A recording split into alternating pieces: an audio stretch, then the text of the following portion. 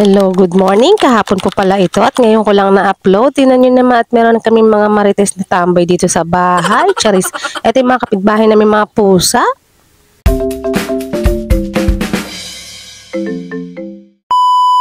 Good morning! Sunday ganap po pala itong aking i-upload ngayon. O siya, magkape muna tayo dahil kape is life. As usual, samahan nyo pa rin ako dito sa Gedli. Tayo magpa-araw. Nakikita nyo ba yung nasa gilid ko? O diba? Saya-saya ng puso ko. Tanghali na nga pala ako nagising niyan dahil deserve ko naman talaga pag linggo ay tanghali gumising. Pagkatapos ko magkape, a day in my nanay life, hindi pa rin talaga tayo matatapos. At wala rin talaga tayong day off dahil nanay tayo. Charis. Thank you sa mga nakaka-appreciate na katulad ko na nanay na paulit-ulit na po yung ginagawa natin na stay at home. Maraming salamat. Kamusta po pala ang Sunday ganap ninyo? Kami ay luluwa. So punta nga kami ng Las Piñas dahil susunduin na namin ang aming Junakis at may pasok na nga po tayo bukas. Thank you nga po pala sa nagbigay kay Jusawa na ito at napakasarap nga naman. Tingnan nyo naman, coated na chocolate. Pagkatapos yan mga mi, gumayak na kami at sasaglit nga lang kami at magsusundo nga. Dahil hapon pa pala magpapasundo ang aking Junakis, ayan mamamasyal muna kami dun sa kamag-anak nila sa Paranaque. Sobrang konti at pangit lang ating video ngayon dahil wala po talaga ako ma-i-vlog. Pero samahan niyo na rin po kami dito sa paggagala at minsan lang naman mahanginan ng utak natin. Tutuwa po kasi ako dahil meron kaming baby ngayon at ito ginagamit nga namin si Baby Red. Minsan lang talaga ako mag-aya sa kanya na lumabas nga naman at kasi nga ikot-ikot lang. Sunday naman at day off niya.